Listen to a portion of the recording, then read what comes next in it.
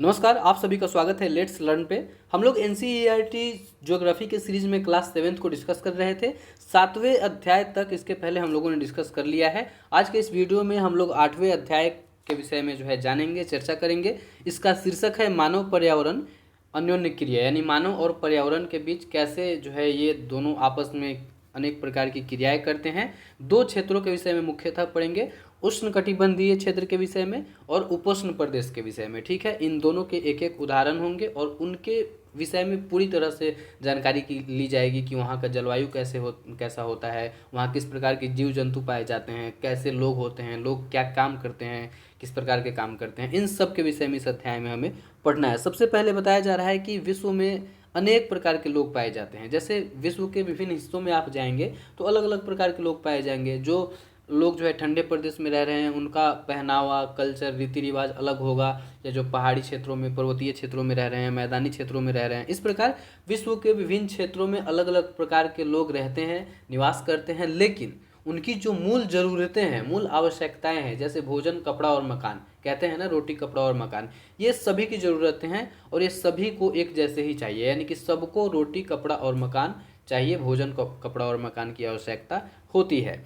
आइए अब जो हम अपने चैप्टर की शुरुआत करते हैं। सबसे पहला जो उदाहरण है वो है अमेजन बेसिन में जीवन, यानी अमेजन बेसिन के विषय में हम लोगों को मुख्यतः पढ़ना है कि अमेजन बेसिन क्या है, यहाँ किस प्रकार के लोग रहते हैं, यहाँ का जलवायु क्या है, यहाँ किस प्रकार के वन पाए जाते हैं, किस प्रकार के प्राणी जात या जीव जंतु पाए जाते हैं, लोग जो है किस प्रकार से अपना जीवन यापन करते हैं। ठीक है, सबसे पहले अमेजन को पढ़ने से पहले अमेजन नदी के विषय में जो यहाँ दिया जा रहा है, क्या आप जानते हैं? चूँकि हम लोग क्वेश्चन को भी डिस्कस कर रहे हैं पैरेलल वीडियो में, तो आप वहाँ देख रहे होंगे कि कितनी बार क्वेश्चन पूछा जाता है क्या आप जानते हैं में से। देखिए, मैं वहाँ इसलिए सोर्स बताता हूँ ताकि आप समझ पाए कि क्वेश्चन कहाँ से पूछा जाता है, और जब भी एनसीईआरटी की किताबों को पढ़ें तो आप समझ पाए कि यहाँ हमको अच्छे से पढ़ना है, ताकि यहाँ से क्वेश्चन उठाया जा सकता है। यहाँ बताया जा रहा है कि जब स्पेन के अन्वेषकों ने, यानी स्पेन के लोगों ने अमेजन नदी की खोज की है, ये ध्यान रखिए। जब ये लोग खोज कर रहे थे, जब इनको ये नदी दिखा, उस समय क्या हुआ कि सिर पर सुरक्षा कवच जो है लगाए, घास के स्कर्ट पहने कुछ स्थानीय आदिवासियों ने इन पर आक्रमण किया।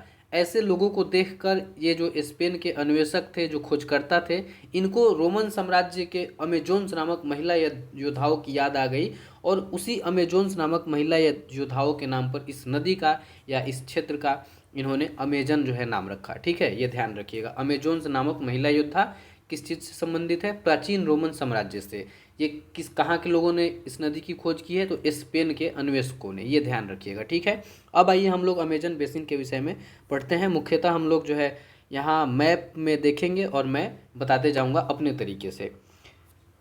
देखिए, ये मैप में आपको अमेजन नदी दिख रहा है, अमेजन नदी का बेसिन दिख रहा है। कुछ कुछ टर्म पहले समझते हैं। सबसे पहला टर्म है उष्णकटिबंधीय प्रदेश। उष्णकटिबंधीय प्रदेश का मतलब होता है, जैसे अगर ये पृथ्वी है तो 23.5 डिग्री से 23.5 डिग्री के बीच का जो ये एरिया है, इसे हम लोग उष्णकटिबंधीय क्षेत्र के नाम से जानते हैं। 23.5 डिग्री उत्तर को कर्क रेखा, 23.5 डिग्री दक्षिण को मकर रेखा के नाम से जानते हैं। तो कर्क रेखा और मकर रेखा के बीच का जो क्षेत्र होता है उसे हम लोग कहते हैं उष्णकटिबंधीय प्रदेश। अगला टर्म है भूमध्य रेखीय प्रदेश। तो देखिए, अगर हम बात करें, ये पृथ्वी है, ये समझ लिए 23.5 से 23.5 का इलाका। अब अगर 10 से 10 के इलाका के विषय में बात करें, 10 डिग्री से 10 डिग्री के बीच, यानी 10 डिग्री नॉर्थ और 10 डिग्री साउथ के बीच के अगर एरिया की बात करें तो इसे कहते हैं भूमध्य रेखीय प्रदेश। ठीक है, और अमेजन नदी मुख्यतः इसी प्रदेश से होकर बहती है, इसलिए ये इंट्रो जानना जरूरी है। मैप में देखिए यहाँ दिखाया भी गया है। लगभग मान लीजिए ये 10 है, ये 10 और लगभग जो है यहाँ 10 है। ये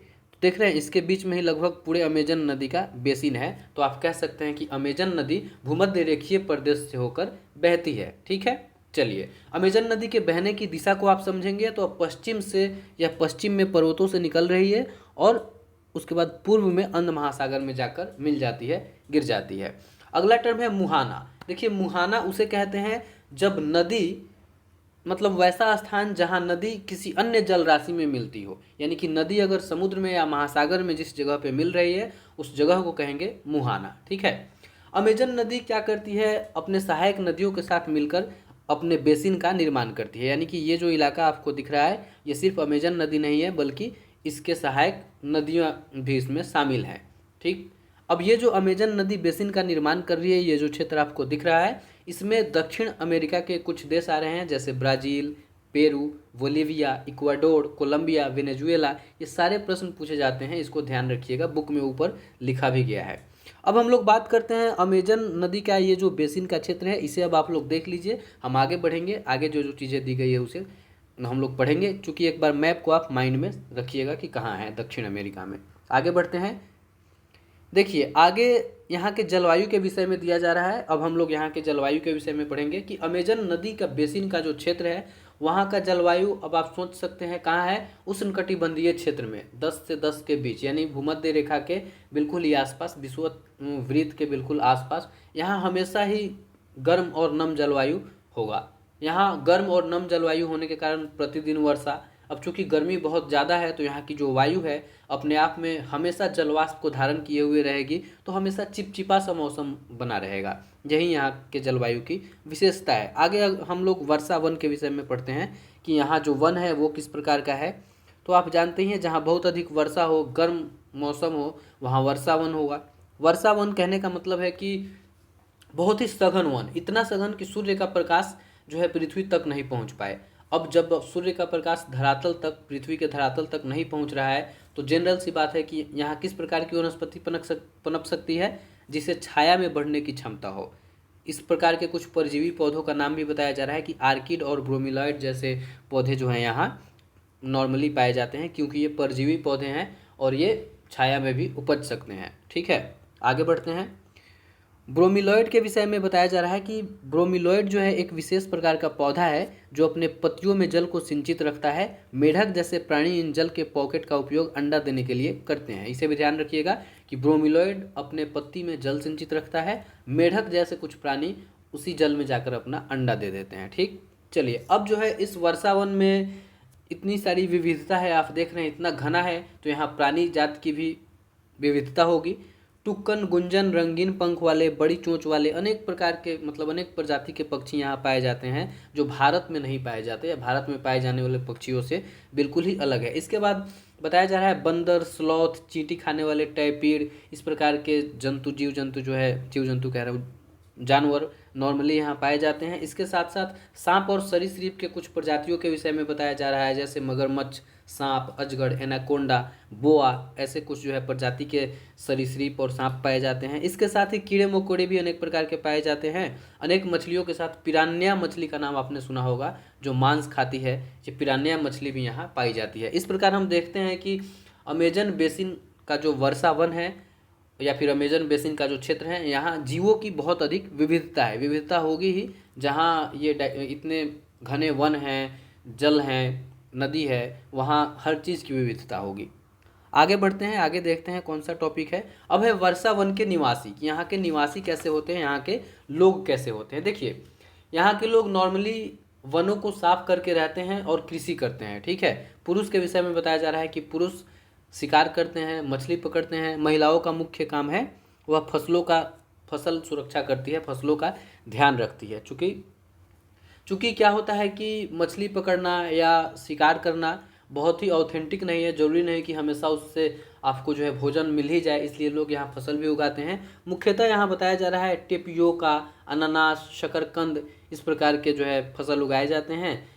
इसके साथ साथ बताया जा रहा है कॉफ़ी, मक्का, कोको जैसे नकदी फसल भी यहाँ उगाया जाता है। यहाँ के लोग मुख्यतः मतलब मुख्य आहार इनका मेनियोक है। मेनियोक बताया जा रहा है कि इसे कसावा भी कहते हैं, और यह आलू की तरह समझ लीजिए, जैसे आलू हमारे यहाँ ज़मीन के अंदर उगाया जाता है, वैसे ही यह मेनियोक या कसावा को ये लोग ज़मीन के अंदर उगाते हैं और मुख्य रूप से उसे ही खाते हैं। बताया जा रहा है कि वर्षा वन अत्यधिक मात्रा में घरों के लिए लकड़ी प्रदान करते हैं, यानी कि वर्षा वन में बहुत मोटे मोटे वृक्ष होंगे, तो यहाँ से लकड़ियाँ अधिक मात्रा में प्राप्त होगी, चाहे वो उद्योग के काम में आए या घर बनाने के लिए काम में आए। कुछ लोग मधुमक्खी के छत्ते के आकार वाले छप्पर के घरों में रहते हैं, यानी कि जो गरीब लोग हैं इस प्रकार के छोटे से घर में रहते हैं, और कुछ वहाँ जो संपन्न वर्ग के लोग होंगे वो बड़े अपार्टमेंट जैसे घर में रहते हैं, जिसे मलोका कहा जाता है। जरूर ध्यान रखिएगा, मलोका का मतलब हुआ बड़े अपार्टमेंट जैसा घर, जिसका छत है वो तीव्र ढलान जैसा है, तीव्र ढलान क्यों बनाया गया है? क्योंकि यहाँ वर्षा दिन रात हो रहा है तो पानी आसानी से नीचे जा सके। एक बात बताया जा रहा है कृषि और कर्तन एवं दहन कृषि के विषय में कि यहाँ के लोग कर्तन एवं दहन पद्धति की कृषि करते हैं। कर्तन और दहन पद्धति का मतलब आप सभी पहले से भी जानते हैं कि लोग जाएंगे, कुछ इलाके को साफ करेंगे, जंगल को काटेंगे, वहाँ पर जो है खेती करेंगे। बार बार वहाँ खेती कर लेने से पोषक तत्व तो समाप्त हो गया, तो उसे वैसे ही छोड़ के दूसरे इलाके में जाकर फिर वैसे ही खेती करेंगे। अब ये जो इलाका जहाँ छोड़ के गए थे कुछ सालों में फिर से वैसे ही विकसित हो गया, फिर वहाँ ऐसे घूम घूम के कृषि करने की पद्धति को कर्तन एवं दहन कृषि पद्धति के नाम से हम जानते हैं। ठीक है, चलिए आगे बढ़ते हैं। बताया जा रहा है कि अमेजन बेसिन का जो इलाका है यहाँ का जीवन धीरे धीरे बदल रहा है, क्योंकि यहाँ परिवर्तन होने लगा है। पहले के समय में क्या होता था कि इस इलाके में जाने के लिए, अंदर पहुँचने के लिए नदी का मार्ग ही केवल था, केवल नदी मार्ग से ही आप अंदर पहुँच सकते थे। लेकिन 1970 में ट्रांस अमेजन महामार्ग यहाँ बन गया है, ये ध्यान रखिएगा। 1970 में ट्रांस अमेजन महामार्ग बन गया है। इसके बाद क्या हो गया कि अमेजन बेसिन के किसी भी क्षेत्र में आसानी से पहुंचा जा सकता है। यहाँ तक कि अब लोग जो है हवाई जहाज़, हेलीकॉप्टर का भी यूज करने लगे हैं इसके क्षेत्रों में जाने के लिए। और ऐसे विकास कार्यों से क्या हुआ है कि यहाँ की विविधता खत्म हो रही है, लोगों का विस्थापन हो रहा है। अब यहाँ जो मूल रूप से जो लोग रहते थे उन्हें बाहर जाकर बसना पड़ रहा है। इस प्रकार हम कह सकते हैं कि विकास की गतिविधि के कारण यहाँ जो वर्षावन के निवासी हैं ये बाहर जाके बसने लगे हैं। यहाँ की विविधता नष्ट हो रही है, कम हो रही है, धीरे धीरे यह वन लुप्त होता जा रहा है। ठीक है, ये हम लोगों ने अमेजन बेसिन के विषय में पढ़ा। अब अगला जो उदाहरण हमारे पास आता है वो है गंगा ब्रह्मपुत्र बेसिन का। अब हम लोग गंगा ब्रह्मपुत्र बेसिन के विषय में पढ़ेंगे। ठीक है, चलिए मैप को देखिए और मैं अपने तरीके से वैसे ही बताते जा रहा हूँ। बुक है तो आप बुक में अपने से खुद से पढ़ सकते हैं। देखिए, गंगा और ब्रह्मपुत्र नदी और इनकी सहायक नदियाँ, ये सभी मिलकर ये जो आपको क्षेत्र दिख रहा है इस क्षेत्र में अपने बेसिन का निर्माण करती है। इसकी मुख्य विशेषता है इस बेसिन की कि यहाँ मैदानी क्षेत्र भी पड़ेगा, पर्वतीय क्षेत्र भी पड़ेगा, डेल्टा क्षेत्र भी पड़ेगा, हिमालय का गिरिपाद का मतलब होता है कि जैसे पर्वत यहाँ है तो यहाँ वाला जो इलाका है इसे गिरिपाद का इलाका कहेंगे। तो इसका जो बेसिन है गंगा ब्रह्मपुत्र नदी का, इसकी विशेषता यही है कि इसमें मैदानी क्षेत्र भी हैं, पर्वतीय क्षेत्र भी हैं, सुंदरबन का डेल्टा भी आता है इस क्षेत्र में, साथ साथ हिमालय का जो गिरिपाद वाला जगह है वो भी इसमें आता है। अब चूंकि इतने सारे विविधता है इस बेसिन में तो सिंपल सी बात है यहाँ विविध प्रकार के सभी चीज़ पाए जाएंगे, लोग भी विविधता में होंगे, जीव जंतु की भी विविधता होगी। इन सभी के विषय में आइए हम लोग आगे पढ़ते हैं। सबसे पहले अगर हम बात करते हैं कि यह कहाँ से कहाँ है तो आप देखिए यह 10 डिग्री उत्तर से 30 डिग्री उत्तर के बीच है। ये देखिए, मान लीजिए कि आप कह सकते हैं कि 10 से 30 के विषय में मुख्यतः गंगा ब्रह्मपुत्र की बेसिन अवस्थित है। मैप में इस जगह को आप थोड़ा माइंड सेट कर लीजिए, फिर आगे बढ़ते हैं। आगे जो चीज़ें दी गई हैं उसके विषय में हम लोग पढ़ेंगे। यहाँ एक चीज़ बताया जा रहा है कि गंगा के कुछ सहायक नदियों का नाम जो एग्जाम में पूछा जा सकता है, घाघरा, सोन, चंबल, गंडक, कोसी। ब्रह्मपुत्र नदी के सहायक नदियों का नाम बोल रहा है कि आप खुद से ढूंढे, तो आप कह सकते हैं दिबांग, लोहित, कामेंग, मानस, ये सभी कुछ होते हैं ब्रह्मपुत्र के। तो ऐसे 2-3-4 नेम याद रखें, वैसे पूछेगा नहीं, अगर पूछ दिया तो आप इसे बता देंगे। ठीक है, चलिए आगे बढ़ते हैं।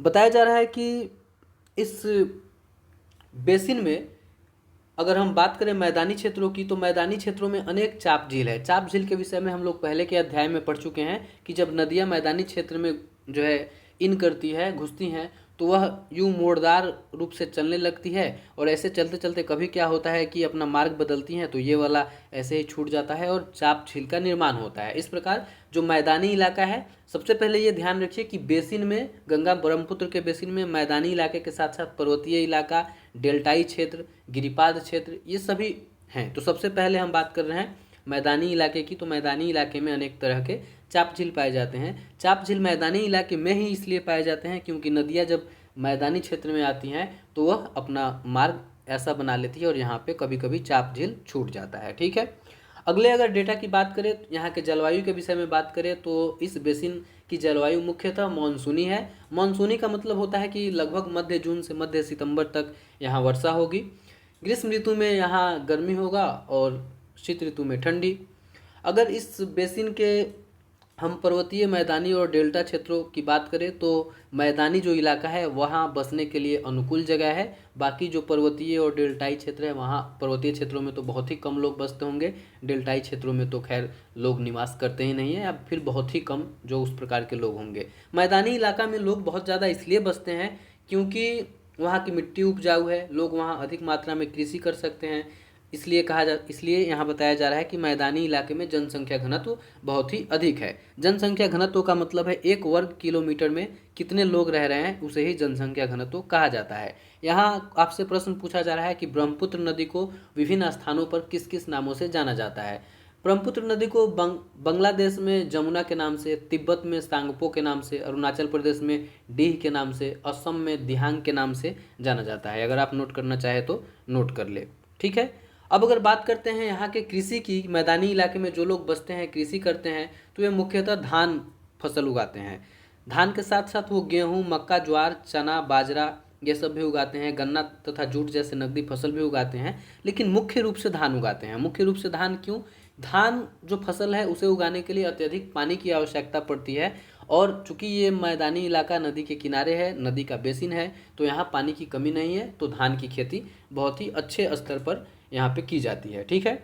अगर हम बात करते हैं पश्चिम बंगाल और असम की, तो पश्चिम बंगाल और असम में चाय की खेती जो है चाय का बागान आप देख सकते हैं यहाँ। उसके बाद जो है बिहार और असम का क्षेत्र है, वहाँ सिल्क का उत्पादन किया जाता है। कीड़ों का संवर्धन यानी कि सिल्क का जो कीड़ा होता है उसे पालकर सिल्क उत्पादन किया जाता है। पर्वतीय इलाकों के विषय में बताया जा रहा है कि पर्वतीय इलाकों में क्या होता है कि वेदिका कृषि की जाती है। वेदिका कृषि का मतलब हो गया कि पर्वतीय ढलान को एक एक करके समतल बना देगा, और समतल इसलिए बनाता है कि पानी वहाँ ठहर सके और खेती की जा सके। खेती बहुत अच्छे स्तर पे नहीं होती है, लेकिन वेदिका बना बना के कुछ स्तर पे खेती पर्वतीय इलाकों में भी की जाती है, ठीक है। चलिए आगे बढ़ते हैं। देखिए यहाँ बताया भी जा रहा है पर्वतीय इलाकों में खेती के विषय में कि वेदिकाओं का निर्माण खड़ी ढलानों पर समतल सतह बनाकर कृषि के लिए होता है। ढलान को इसलिए हटाया जाता है कि जल का प्रवाह तीव्रता से न हो, यानी कि देखिए यहाँ बताया जा रहा है कैसे वेदिका बनाया गया है। जब आप जाएंगे हिमाचल प्रदेश उधर के साइड में पर्वतीय इलाकों में, तो आप इस प्रकार से देख पाएंगे वेदिकाओं को। आगे बढ़ते हैं, देखते हैं कि यहाँ जो बेसिन है गंगा ब्रह्मपुत्र का, यहाँ वनस्पति में भी विविधता है। जैसे अब मैदानी इलाका है तो मैदानी इलाके में आप देखेंगे सागवान, साख, पीपल या फिर उष्णकटिबंधीय पर्णपाती जो है वन के पेड़ पाए जाते हैं। ब्रह्मपुत्र के मैदानी क्षेत्र में आप जाएंगे तो वहाँ घने बांस दिखेंगे, और फिर जो है बांस के घने झुरमुट दिखेंगे। डेल्टा क्षेत्र में मैंग्रोव वन पाए जाते हैं। उत्तराखंड, सिक्किम, अरुणाचल प्रदेश, चूँकि ये ठंडी जलवायु और तीव्र ढाल वाले क्षेत्र हैं, तो यहाँ पे शंकुधारी पेड़ पाए जाते हैं, जैसे चीड़, देवदार, फर, ठीक है। आगे अब हम लोग वन्य जीवों की बात करते हैं, तो यहाँ वन्य जीवों की भी विविधता है। जैसे सामान्य रूप से हाथी, बाघ, हिरन, बंदर ये सभी तो पाए जाते ही हैं। ब्रह्मपुत्र के मैदान में स्पेशली बात करें तो एक सींग वाले गैंडे पाए जाते हैं। डेल्टाई क्षेत्र की बात करें तो बंगाल टाइगर, मगर, घड़ियाल ये सब पाए जाते हैं। अब अगर नदी के जल की बात करते हैं तो नदी के साफ जल में या झील में या जो बंगाल की खाड़ी है उसमें प्रचुर मात्रा में जलीय जीव पाए जाते हैं। कुछ मछलियों की प्रजातियों के विषय में बताया जा रहा है कि रोहू, कतला, हिल्सा इस प्रकार के कुछ लोकप्रिय मछलियों की प्रजातियां यहाँ पाई जाती है। चूँकि यहाँ धान की खेती सबसे अधिक होती है, यहाँ नदी के किनारे मछली का अच्छा व्यापार है, अच्छे तरीके से पाया जाता है, तो यहाँ के लोगों का मुख्य आहार, मुख्य भोजन मछली और चावल होता है, ठीक है। चलिए आगे बढ़ते हैं। देखिए यहाँ पे एक डॉल्फिन के विषय में बताया जा रहा है, इसे भी देख लीजिए कि गंगा एवं ब्रह्मपुत्र नदी के अलवण जल में एक प्रकार की डॉल्फिन पाई जाती है जिसे स्थानीय भाषा में सुसु कहा जाता है, अथवा अंधी डॉल्फिन। इसे ध्यान रखिएगा, सुसु, जिसे अंधी डॉल्फिन भी कहा जाता है। क्या होता है कि ये जो सुसु है या अंधी डॉल्फिन है, यह साफ पानी में ही पाई जा सकती है, यानी कि अगर नदी का जल बहुत ज़्यादा प्रदूषित हो गया है तो इसकी मात्रा कम होती जाएगी, मतलब ये सूचक है नदी के जल का साफ होने में, ठीक। चलिए अब आगे बढ़ते हैं। इस बेसिन में और क्या क्या इस बेसिन की विशेषताएं हैं इसे हम लोग पढ़ेंगे। बताया जा रहा है कि गंगा ब्रह्मपुत्र नदी का जो मैदान है इसमें कई बड़े शहर स्थित हैं। बड़े शहर के विषय में बात करें तो इलाहाबाद, कानपुर, वाराणसी, लखनऊ, पटना, कोलकाता ये सभी स्थित हैं, ठीक है। और ये सभी गंगा नदी के तट पर बसे हुए शहर हैं जो यहाँ दिया जा रहा है। अब ये जो बड़े बड़े शहर हैं, यहाँ कुछ उद्योग है, उद्योग के जितने गंदे पानी हैं ये सभी निकलकर नदी में जाते हैं और नदी को प्रदूषित करते हैं। तो नदी के प्रदूषण का यह भी एक कारण है। अब अगर हम इस बेसिन के यातायात की बात करते हैं तो यहाँ यातायात तंत्र भी बहुत अच्छे से विकसित है। चारों प्रकार के जो है तंत्र यहाँ पे सुविकसित है, अच्छे से विकसित है। बात करें मैदानी इलाकों की, तो मैदानी इलाकों में सड़क मार्ग, रेल मार्ग, साथ ही बड़े बड़े हवाई पतन यानी कि एयरपोर्ट भी हैं। अगर तटीय क्षेत्रों में बात करें तो जल मार्ग भी अच्छे से अवस्थित है। कोलकाता एग्जाम्पल बताया जा रहा है कि हुगली नदी पर स्थित एक महत्वपूर्ण पतन है, पोर्ट है। ठीक है, इसके बाद सबसे अंतिम टॉपिक है कि नदी तंत्र जो है ये गंगा ब्रह्मपुत्र, इसकी जो बेसिन है ये जो है पर्यटन के लिए भी महत्वपूर्ण है, क्योंकि इसके आसपास इस दोनों नदी के बेसिन में जो शहर अवस्थित है वहाँ पर्यटन के भी मुख्य रूप से देखिए बताया जा रहा है कि आगरा में आप देखेंगे यमुना के किनारे जो स्थित ताजमहल है, इलाहाबाद में जो गंगा यमुना नदी का संगम है, उत्तर प्रदेश और बिहार में जो बौद्ध स्तूप है, लखनऊ का जो इमामबाड़ा है, असम का काजीरंगा और मानस जो वन प्राणी अभयारण्य है, उसके बाद अरुणाचल प्रदेश में जो विशिष्ट जनजातीय संस्कृति है, ये सभी मतलब पर्यटन को भी अपने तरफ आकर्षित करते हैं। तो ये आज का चैप्टर था, कुछ विशेषताएं हम लोगों ने पढ़ा अमेजन नदी बेसिन और गंगा ब्रह्मपुत्र नदी बेसिन के विषय में। आशा करता हूँ आपको जो है सही लगा होगा। आइए फटाफट प्रश्न को देख लेते हैं ताकि पता चले कि हम लोगों ने क्या पढ़ा, क्या जाना। सबसे पहला प्रश्न पूछा जा रहा है कि उस महाद्वीप के नाम बताएं जो अमेजन बेसिन में स्थित है। तो दक्षिण अमेरिका आप कह सकते हैं। अगला प्रश्न है अमेजन बेसिन के लोग कौन सी फसल उपजाते हैं। तो शकरकंद, मक्का, कोको, ये सारे कुछ जो है फसल उपजाते थे, तो इसका नाम आप लिख सकते हैं। अमेजन के वर्षा वन में कौन से पक्षी पाए जाते हैं। तो टुक्कन, गुंजन, लंबी चोंच वाले पक्षी, रंगीन पंख वाले पक्षी, ये सभी पाए जाते हैं। घ गंगा नदी के तट पर कौन से प्रमुख शहर स्थित हैं। इलाहाबाद, कानपुर, वाराणसी, पटना, ये सभी जो है गंगा नदी के तट पर स्थित हैं। एक सींग वाले गैंडे कहाँ पाए जाते हैं। तो ब्रह्मपुत्र के मैदानी इलाकों में। अगला प्रश्न है टुक्कन क्या है। तो टुक्कन एक पक्षी है। मैनियोक कहाँ का प्रमुख भोजन है। तो अमेजन बेसिन का। कोलकाता किस नदी के तट पर स्थित है। हुगली नदी के तट पर। ये सभी ध्यान रखिएगा, एग्जाम में ऐसे ही प्रश्न पूछे जाते हैं।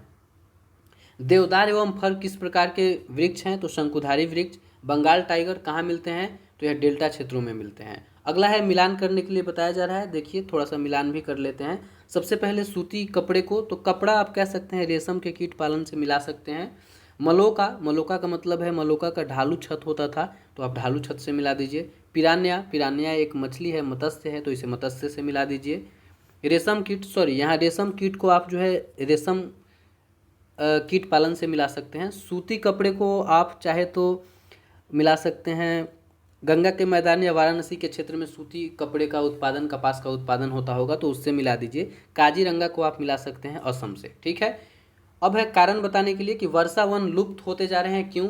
तो वर्षा वनों में चूंकि विकास कार्य चल रहा है, तो विकास कार्य होने के कारण यहाँ का जो प्रजाति है या जो विविधता धीरे धीरे खत्म होती जा रही है। अगला है गंगा ब्रह्मपुत्र के मैदान में धान की कृषि क्यों होती है।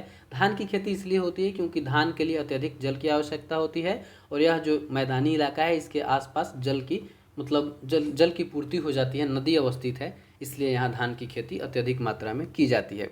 तो फिलहाल इस वीडियो में इतना ही। वीडियो कैसा लगा नीचे बताइए कमेंट बॉक्स में। कुछ पूछना हो, समझना हो या बताना हो तो भी कमेंट बॉक्स में आप लिख सकते हैं। आपका स्वागत है।